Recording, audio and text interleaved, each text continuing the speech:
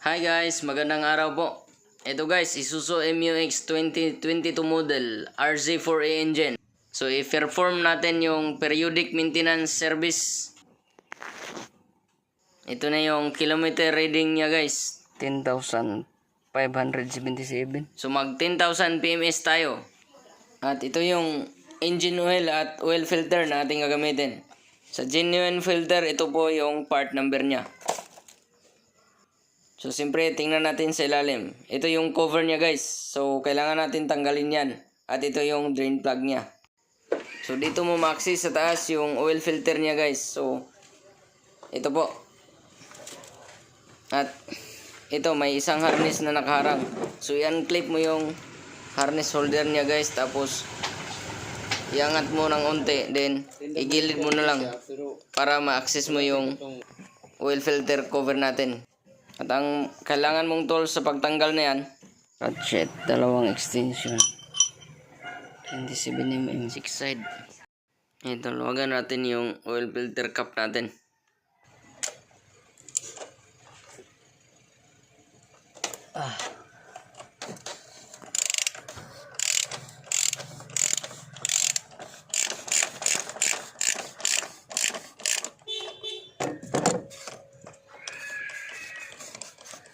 At ilusin natin yung cap niya guys hanggang sa pinakataas.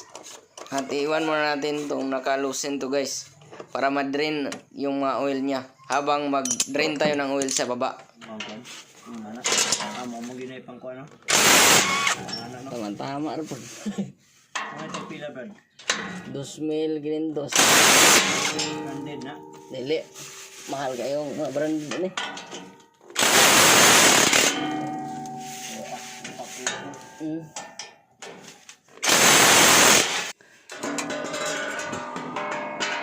Ay. 17mm.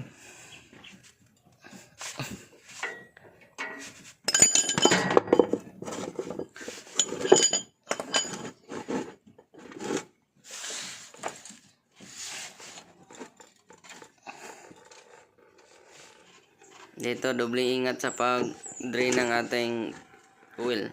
Dapat may gloves po. Huwag gayahin ng nasa video.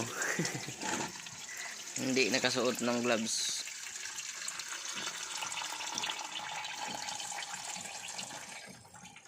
Grabe ito. So ito, tatanggalin na natin yung oil filter natin.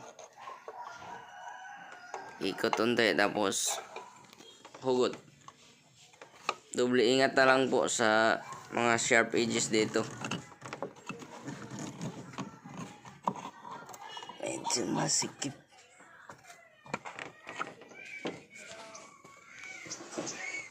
So ito, i-double check natin yung oil filter na binili ng mayari.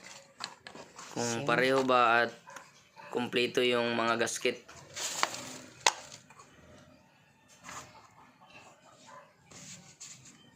So, compare natin. Good. Okay. Same na, same na. Ito, linisan muna natin yung drain plug. At saka yung washer. Tanggalin natin. Maganda sana kung papalitan ng bagong washer. Ito, hindi nakabili ng bago. So, balik lang natin yan. At ito, linisan rin natin. Tanggalan yung o-ring, pinaka-gasket niya. Kasi meron naman tayo sa bago.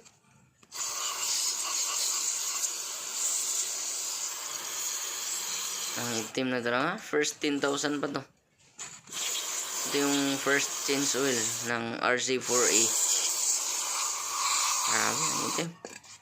Yeah, better talaga yung oil na pang 5,000 lang. Ito, check na rin natin yung clog bypass valve.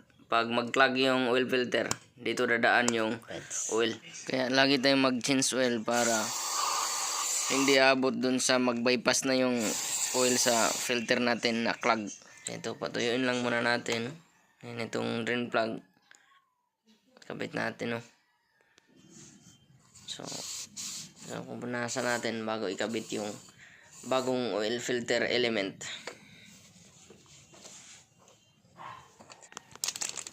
Ito guys, yung o-ring gasket niya.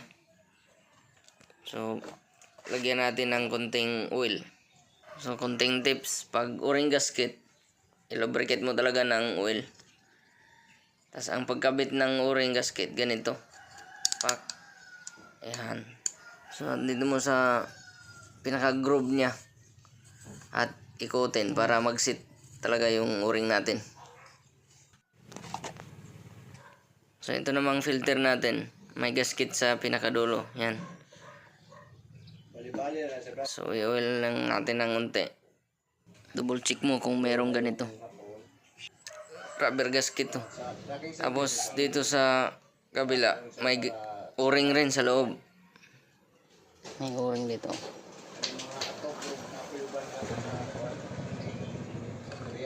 Kabit. Yun. So, ayos. Na-prepare na natin. Meron ba? Jack natin para ma-drain ng maayos. So, sa left side lang yung i-jack natin para naangat yung isang side at ma-drain ng maayos yung oil natin. Oh, ayan o. Yeah.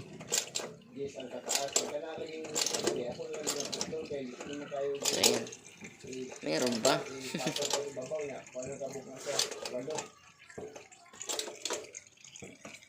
Right.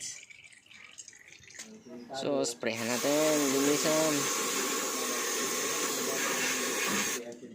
I-install na natin yung drain plug natin.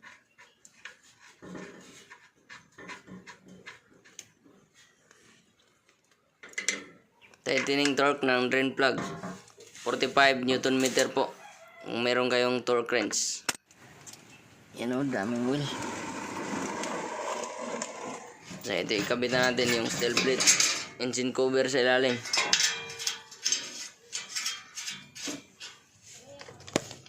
Tapos wala din kaon.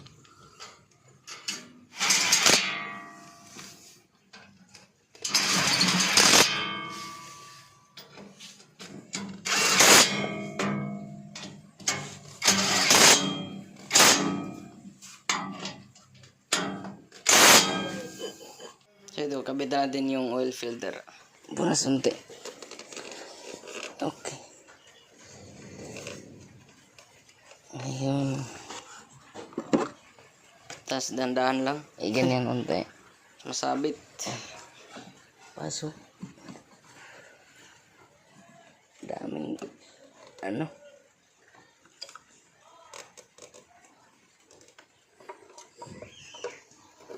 So, pasok na po natin. Then, kapain natin kung tama ba yung pagkapasok niya. Then, ikot na ng kamay. Kamay mo na. Para sure yung pagka-sit ng ating mga thread. Kasi plastic lang. At gamitan na natin ng 27mm na socket. Higpitan na natin. Tapos, pag may torque wrench kayo, 25 Newton meter po yung torque. Or kung wala naman, itansya nyo lang tapos ibalik nyo doon sa dating position ng ating oil filter. May marking naman doon. Yan o. So, ayan po. So, tapos na tayo mag-drain at magkabit ng oil filter. Mag-fill na tayo ng engine oil. Ito naman, kahit hindi natanggalin yung cover, diretso ka na chinsol. Pero pag tanggalin mo, mas maganda makita mo yung sa taas. Baka may mga kinagatang daga eh. Or may mga dumi. At ito yung filler plug natin. Tapos yung gasket, isit lang natin na maayos.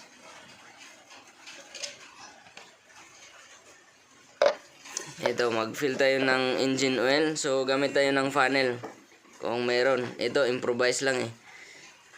So, ang oil na ating gagamitin sa A10W30 diesel engine oil with EPA rating CI4 or up na rating. Yun yung recommended sa ating Isuzu MU-X RC4A at 4GG3 engine. Dapat titingnan talaga yung EPI rating guys, para sure tayo na tama yung ginamit nating oil.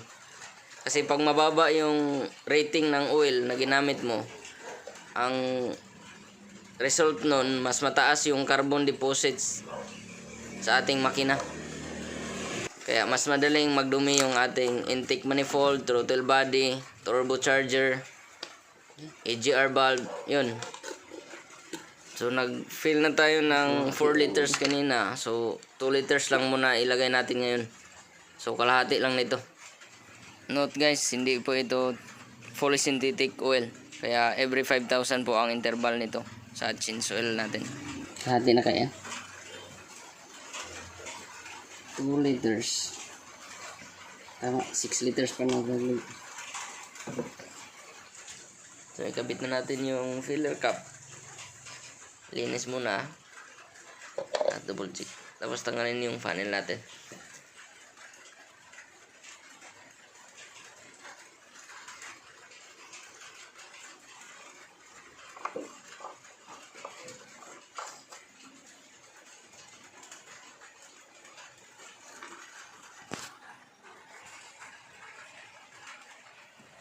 So itong lipstick ibalik natin, pasok. Yun o. Tapos dito, yung mga harness at wirings na hindi nabalik. Double check lang kung naibalik ba. Ibalik. Ang lakas ng tunog ng aeroplano ah. Medyo mahirap ipasok rin. Yan o. Kubit na. Gamitin natin dyan sa fuel filter. Mag-drain tayo ng tubig. Baka may tubig sa ating water separator. Naluwagan na natin.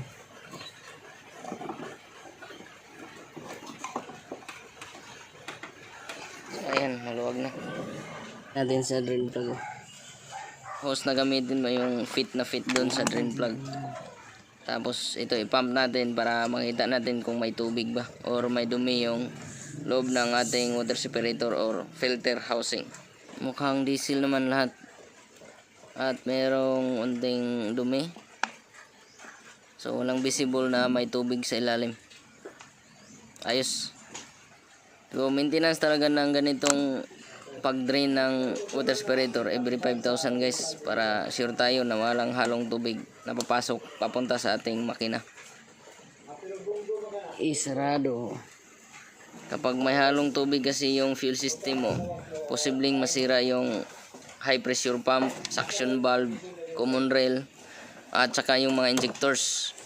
Medyo may kamahalan talaga yung mga injectors eh, kaya better ma-maintain mo yung fuel system na walang halong tubig. At ito guys, i-pump natin na maayos hanggang tumigas. Ayan, tumigas na. Yes. Nasa maximum level yung ating brake fluid. Okay na sa fuel, power steering, engine, coolant. Check maximum level. Ayan. So ito na lang, air filter at saka cabin filter doon. Linisan natin.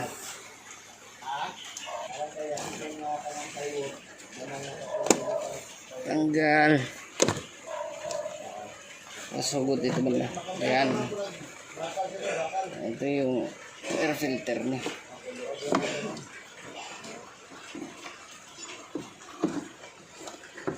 Ayan. Linisan natin to. Made in Philippines. Genuine filter to ng Isuzu. Air filter. Ating cabin filter. So, dito banda yung ating cabin filter. Tanggalin natin to. Agot. Agot. Yan.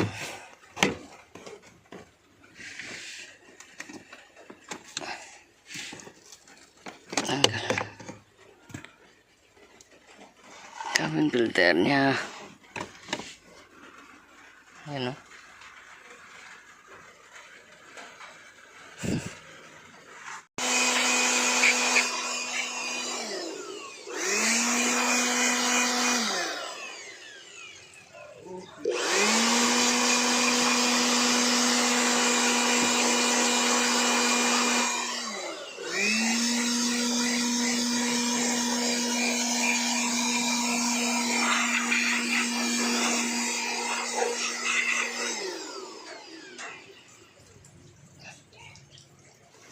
Ito, i-blower natin dito na side.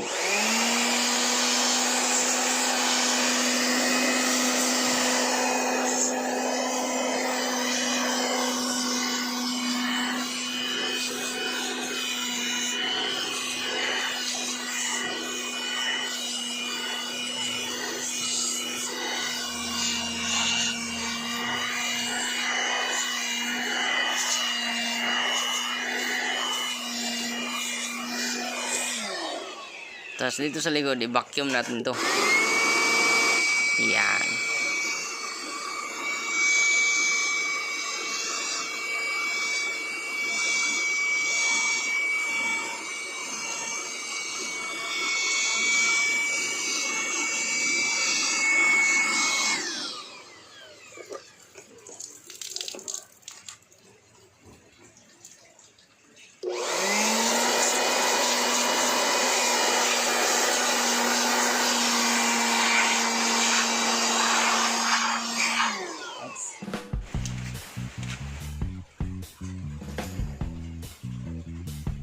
Lilinisan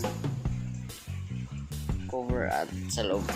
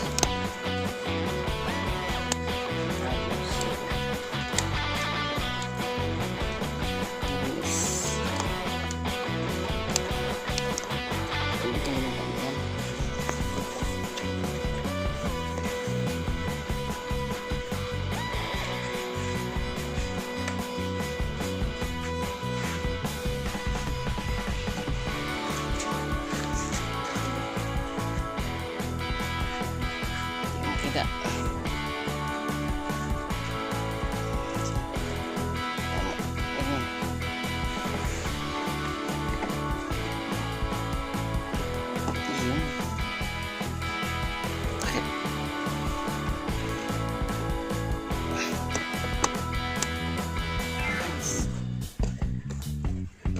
Ito.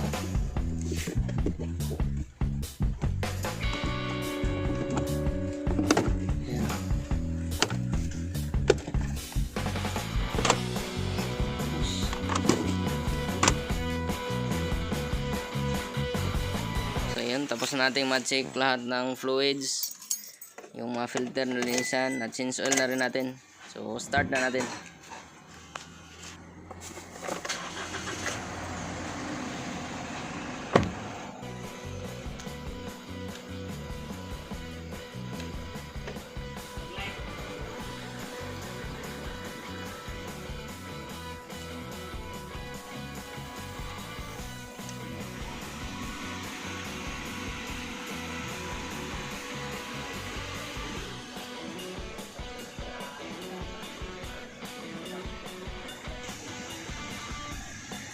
So ayan, 10,577. Next PMS nito 5,000. So 15,000 kasi yung ginamit nating oil is hindi fully synthetic.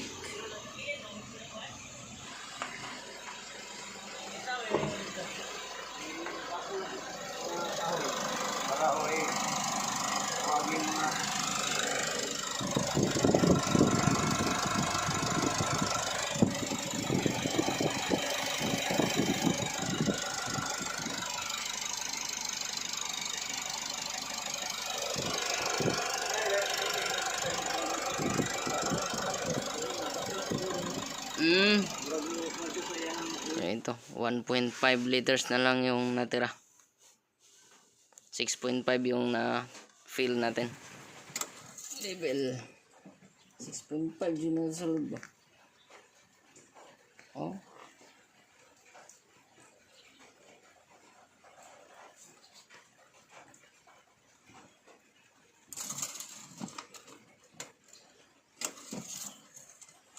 Gitagilid man. Pahit sila. 6.5 liters.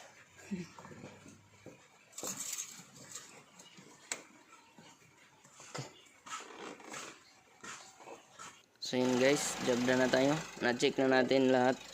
Fluids, yung mga bricks, mga lights. So yung iba hindi ko na lang napakita. So job na tayo. Ayos. 10,000 PMS check up. Next is 15,000 na naman.